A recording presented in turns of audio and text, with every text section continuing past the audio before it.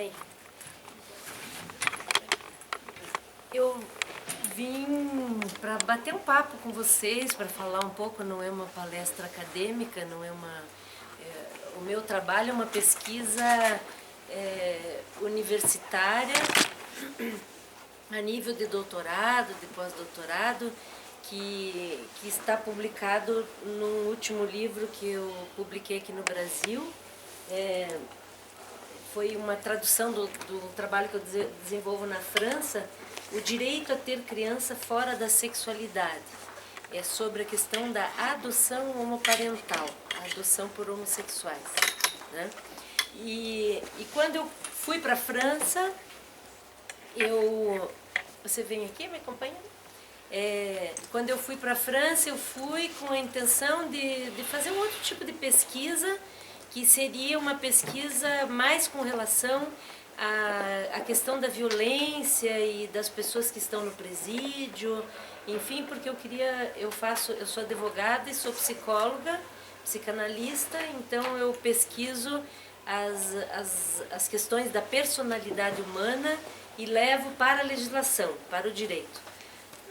Mas aí, quando cheguei na França, o tema em voga era a questão do casamento homossexual, que depois foi aprovada a legislação que autorizou o casamento homossexual na França. Só que ainda a questão da adoção por homossexuais e é uma questão ainda muito controvertida na França, porque a própria lei que autorizou o casamento, ela foi contracorrente da maioria das pessoas tradicionais. Ela veio por um governo de esquerda, né, um governo socialista, que é atualmente, de François Hollande, que resolveu fazer isso pela força dos sindicatos, das associações homossexuais. Eu só quero, tem alguém de direito aqui? Não, do núcleo de direito? Não, eu tenho advogados, desculpe, mas eu chamei o coordenador de direito e a gente vai marcar um encontro só para a gente tratar desse assunto, né? Então vamos com certeza, todos estão convidados, mas vai ter um pessoal de direito. Você disse que foi para a França para fazer uma pesquisa sobre... Eu, no início, a intenção era fazer uma pesquisa sobre a questão da estrutura edípica que a psicanálise fala. O pessoal da psicologia vai me compreender. Enfim, a estrutura da criança no inconsciente, e que se estabelece de 0 a 5 anos de idade, que o Freud chamava de complexo de Édipo. E eu, como fui do direito para a psicanálise, eu queria saber se havia problemas de estruturação edipiana nas pessoas que estão no presídio que cometiam crimes. Né? Olha só. Crimes hediondos, perversão, etc. Nós temos um trabalho com a academia, né, no presídio, olha que bacana. Então isso que te moveu, como é que é essa construção da criança, né, e a questão das pessoas que estão no regime asilar, né, dentro mas depois, quando eu cheguei na França, o meu diretor de tese tinha se interessado pelo meu trabalho porque era de direito e psicanálise. Ele é um psicanalista francês e o trabalho dele era com adolescentes e havia uma dificuldade de autorização para entrar no presídio e fazer uma pesquisa clínica. Então, Deus é que comanda, né? Eu fui para fazer uma coisa, acabei fazendo outra. Porque daí estava em voga, assim, estava bombando, como diz a juventude, a questão do casamento homossexual. Então tinham movimentos, manifestações de rua, porque lá não é como aqui que todo mundo é a favor, porque é moderno ser a favor. Lá tem gente que é absolutamente contra e tem gente que é absolutamente a favor. E no dia em que tem uma manifestação pró, então aquela manifestação, aquele dia, a rua é fechada para os que são pró, né? E no dia que querem fazer uma manifestação contra, os jovens, as famílias vão com os filhos, todo mundo vai para a rua e se manifesta contrário. Nós tivemos aqui uma experiência bem semelhante, né, com relação às questões, né, de presidência, de governo do país. E como é que você chegou então a essas questões da tanatologia? Como é que você foi parar? Porque daí eu comecei a pesquisar a questão da adoção de criança, da estruturação psíquica da criança, para levar para o direito. E como o tema em voga na época era a questão da homossexualidade, e eu não tinha nenhum interesse em estudar a questão das homossexualidades, como eles dizem, né? No plural, porque cada homossexualidade é uma homossexualidade diferente, a homossexualidade feminina é diferente da masculina, eles dizem hoje que existem mais comportamentos homossexuais do que estruturas homossexuais perversas, né? Que a maioria do que a gente vê hoje são comportamentos estimulados pelos discursos sociais, pela mídia, enfim. E isso você vê na terceira idade, aí foi por aí que você chegou na terceira idade, no pessoal de vida e morte? Não, daí eu fui pesquisar a questão da adoção, né, que era um tema que me interessava, inclusive porque eu tenho filhas adotivas, e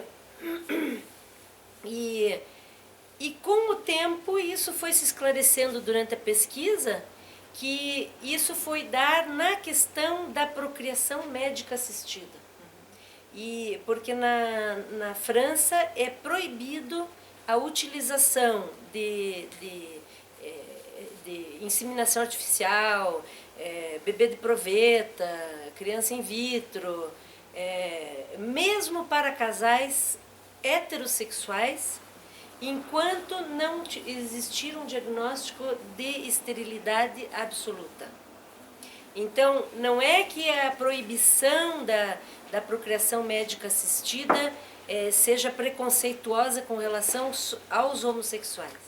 É porque a procriação médica, por uma questão de preservação da espécie e de continuidade de um ser de linguagem, da humanidade em termos de linguagem, e também para evitar a transmissão de doenças genéticas quando eles se casam muito próximos, né, entre irmãos, entre primos, etc. Então, é proibida as práticas médicas quando não há um diagnóstico de doença. Então, a inseminação artificial é só para casos de doença. Aí eu comecei a estudar isso e vi que isso também começou a surgir também movimentos com o pessoal da terceira idade na comunidade europeia, onde tiveram congressos sobre as pessoas, personagê, que eles dizem, pessoas com bastante idade. Teve um evento muito grande na cidade onde eu moro, em Estrasburgo, um evento europeu para discutir as questões de terceira idade e as questões de eutanásia e de suicídio assistido.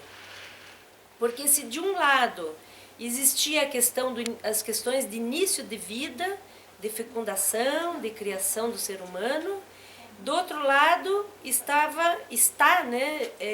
em voga o que se chama hoje na Europa de suicídio assistido para as pessoas idosas e em fim de vida. E daí minha pesquisa começou a tomar um rumo completamente diferente. Depois eu vi que eram a questão da adoção tinha a ver com os direitos, porque lá eles são muito ordenados teoricamente, né? Tem uma pesquisa científica muito organizada, muito sequencial. Você não faz uma pesquisa assim, vou pesquisar qualquer tema e vou escrever qualquer coisa. Você tem que, primeiro que eles são, as crianças desde o primário são acostumadas a redigir a partir de esquemas de texto, né? o início do texto, a introdução, o desenvolvimento do texto, o que vai ser desenvolvido e a conclusão. Por isso que a língua francesa, eu não sei se a professora de francês está aqui, acho que não. Não, ela está dando aula. A língua francesa, as enciclopédias francesas são fantásticas porque quando eles dão uma definição, eles são absolutamente essenciais. Né? Não tem frases prolixas, aquilo é bem definido. A pesquisa é criteriosa. Muito criteriosa, muito rigorosa, muito crítica, o francês é absolutamente crítico, são extremamente assim, agressivos na crítica, porque inclusive a televisão lá, a gente quando eu venho para o Brasil, eu fico assustada. Agora, eu já não gostava de televisão quando eu morava aqui. Agora, então, não gosto mesmo, porque na França os programas, tem reality show, tem essas coisas, mas os bons programas que os franceses escutam são grandes debates intelectuais na televisão, né? Então, por exemplo, se eles estão discutindo a questão da procriação médica para o início da vida, as pessoas mais renomadas, mais formadas, vão à televisão numa mesa redonda, junto com quem editou os últimos livros sobre o tema, discutir com políticos, com gente que tem opinião contrária, e eles falam muito rápido, com argumentos absolutamente fortes nos dois sentidos, né? Então, realmente tem que ter coragem de se meter numa pesquisa na França, porque o francês ele ganha na oralidade, né? No bem falar, no bem argumentar. Se você argumentar com alguma coisa assim que é enganosa, que não tem muita procedência, você está morto, porque nem para amigo você serve, né?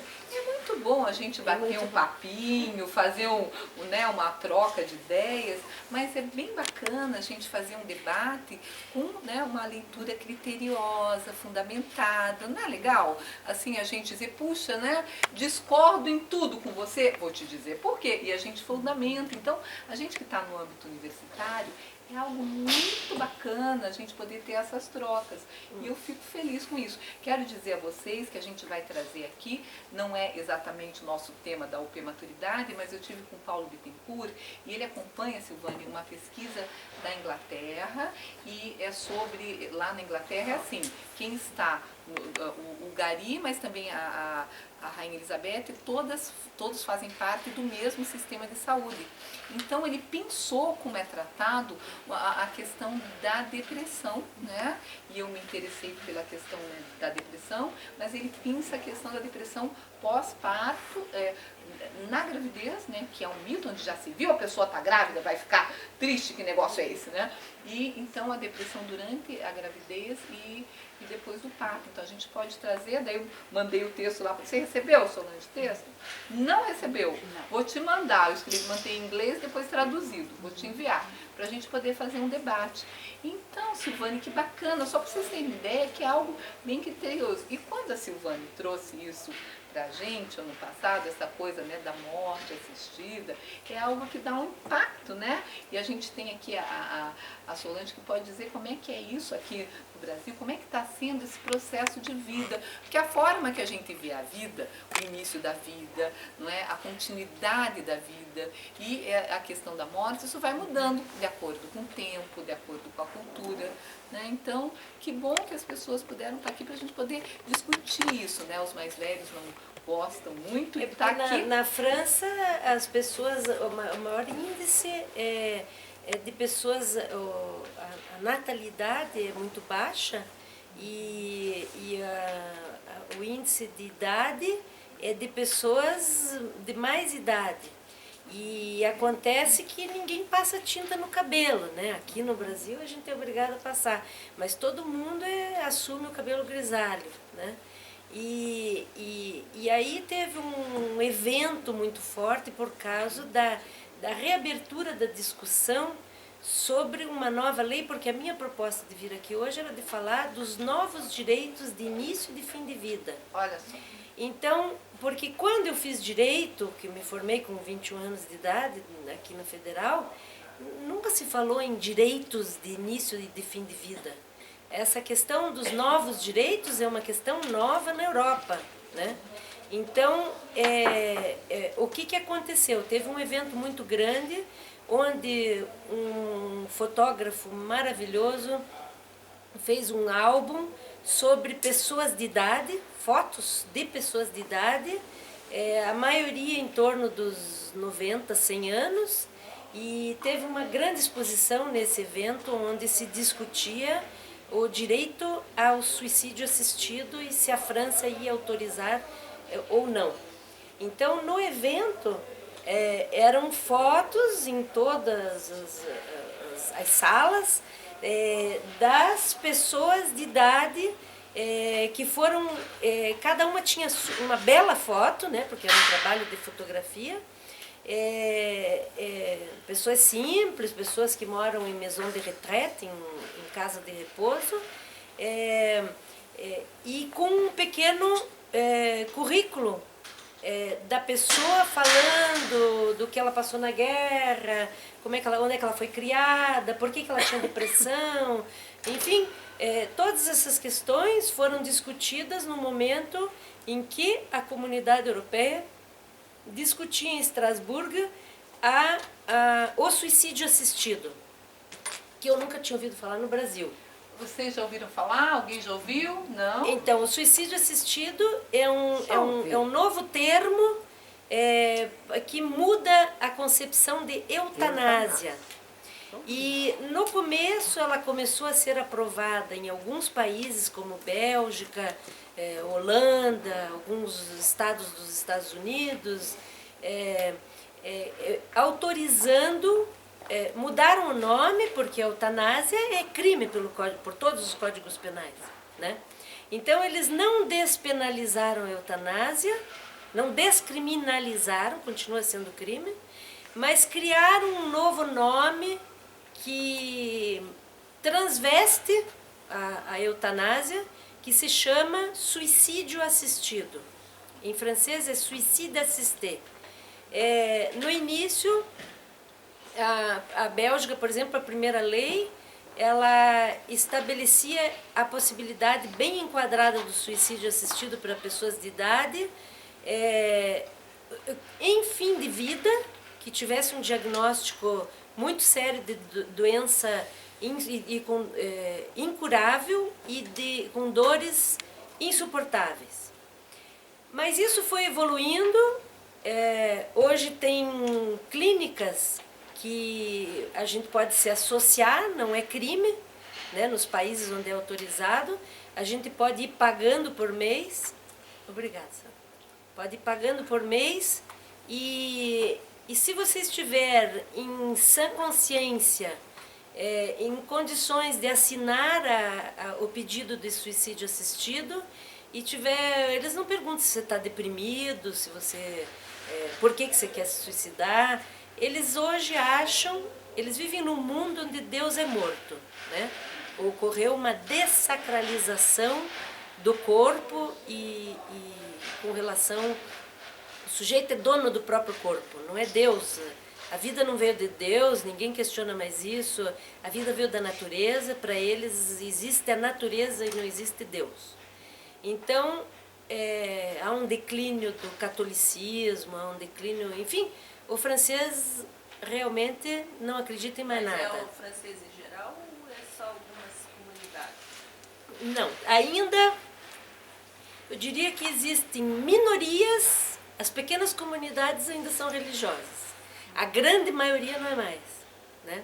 Existe um discurso dominante dizendo de que o sujeito é um discurso jurídico e social de liberdade. A pessoa tem liberdade absoluta sobre si mesma. Então, se você quer fazer filho, mesmo que você seja homossexual e a tua opção não te permita, se a tecnologia permite, você pode pagar é você que decide, né? A opinião da maioria deles é assim hoje. Não é o Estado que decide pelo sujeito, não é a religião, porque eles estão absolutamente contra a Igreja Católica, mesmo os católicos. A impressão que eu tenho, talvez seja uma leitura muito pessoal, não sei se estou certo, se estou errada, é de que eles são talvez muito mais católicos que nós. Eles não perdoam a pedofilia na Igreja Católica e se reservam, não fazem discurso religioso, não frequentam a igreja. Ainda em algumas cidades, dependendo da região, tem gente nas igrejas, mas não tem nada, não é como no Brasil, né? Tanto que as igrejas estão sendo vendidas, estão se transformando em bar, em hotéis. Você pode hoje se hospedar e escolher dormir no altar, né? É muito engraçado. Então, tem uma dessacralização realmente muito forte, não há mais mistério para eles entre a vida e a morte, e cada um é dono do seu próprio corpo e escolhe o que fazer, tanto com as questões de vida, de cirurgia, do que você quiser fazer durante a vida, e com relação à morte. Mas esta lei não passou na França. Então, eles criaram uma lei muito interessante, que, ao meu ver, ela é excelente. Não precisa autorizar o suicídio assistido, basta a lei que o francês tem, que se chama Direitos de Pessoa em Fim de Vida, que qualquer pessoa, não precisa ser idoso. Por exemplo, um jovem que tenha uma doença ou tenha sofrido um acidente, os pais vão, a família pode decidir. Se a pessoa já estava doente antes, tem que escrever o que se chama na França de diretivas antecipadas. Acho que no Brasil se chama testamento vital. Isso. Muito obrigada, que eu não me lembrar. Então, isso a pessoa escreve em cartório. Por exemplo, teve um diagnóstico de doença terminal, ou mesmo de doença que não é terminal, de Alzheimer ou de Parkinson, mas eles acham que não é digno ficar doente. Não querem depender de absolutamente ninguém, né? E, inclusive porque os filhos não visitam, os filhos raramente telefonam. Tem muita gente na França. E tem filhos também. Tem muita gente na França. Eu conheço, por exemplo, Madame Marcelle, que é uma pessoa que fez 101 anos. Ela ainda tem uma filha que faleceu, ela ainda tem uma filha viva e um filho vivo. Mas ninguém telefona. Há mais de 8 anos, eu acho. Então, se eles têm algum probleminha assim de relações entre pais e filhos, ninguém mais se fala, né? E eles acham que é dever do governo suprir e cuidar da pessoa idosa. Eles acham que eles pagam impostos demais e que o governo tem que devolver com maison de retraite, né? Com casa de repouso, enfim, com atendimento social. E aí eu comecei a ver que bem, essa lei, como é que é na França? Ela não autoriza, como na Bélgica, o suicídio assistido, mas ela autoriza que a pessoa diga: eu não quero insistência terapêutica, né? Que aqui chama-se Distanase. Que orto é a morte normal, né? Dentro do tempo certo. Dista que prolonga. A distanásia. Aqui tem 3 nomes, né, para distinguir. Então, a pessoa, inclusive isso aconteceu porque o Papa, eles dizem que eles não são cristãos, mas eles são muito cristãos. A partir do momento em que o Papa disse que o acharnement thérapeutique, a insistência terapêutica, não deveria acontecer, que não tinha por que ficar prorrogando a vida de alguém, prorrogando o sofrimento. Quando o Papa disse isso, então eles realmente entenderam que tinham que impedir a insistência terapêutica. Então mas a pessoa tem que escrever ou tem que nomear uma pessoa da família para decidir por ela se ela estiver inconsciente. É mas quando que eles vão consciente. parar. E se for inconsciente a pessoa, doente, Pois é, inconsciente? daí a família e uma junta médica é que vão decidir, né? E na verdade, tem outros que argumentam a favor do suicídio assistido, dizendo que precisava vir a lei do suicídio assistido, porque eles acham que a distanásia, acho que é a distanásia, que eles desligam os aparelhos ou mantêm só com água e comida se a pessoa está inconsciente, eles acham que eles vão cortar esses aparelhos e que a pessoa vai morrer de fome e de sede. E que isso é uma hipocrisia, que deveriam autorizar a eutanásia. Então, eles têm argumentos seríssimos, mas o suicídio assistido, ao meu ver, não resolve a questão daquele que fica em estado vegetativo. Porque o suicídio assistido, como existe na Bélgica, na Holanda, a pessoa tem que estar consciente, tem que pedir para a clínica onde ela pagou o suicídio assistido, paga como a gente paga negócio de enterro, de crematório. Sim. Então, você vai pagando por mês, você tem lá um consórcio, como compra carro, como paga um clube, e um dia você resolve que não quer mais viver, telefone e diz, estou em sã consciência, é isso que eu quero, e às vezes marcam, não vai poder ser esse mês porque minha filha só vai ter férias no mês que vem. Então, os filhos acompanham. Tem acontecido, por exemplo, casais que se suicidam juntos, mesmo que um ainda esteja em saúde mais preservado do que o outro. Às vezes eles decidem acabar com a vida juntos porque acham que não querem incomodar os filhos. E aí, isso não serve para o vegetativo, porque as clínicas fotografam, filmam a hora da execução do suicídio assistido. Você tem que dizer a pessoa que te executa, a enfermeira, né, a pessoa que está ali para ter... Na verdade, ao meu ver, é uma execução. Eu estou mostrando que eu sou contra isso, né? É muito interessante, porque homens não participam. São geralmente médicas mulheres, é uma coisa que me chama muita atenção. As enfermeiras que executam são mulheres, elas são muito amáveis, extremamente amorosas, elas são assim uma figura que me assusta, porque a pessoa está ali, a gente questiona, está deprimida, por que vai acabar com a própria vida?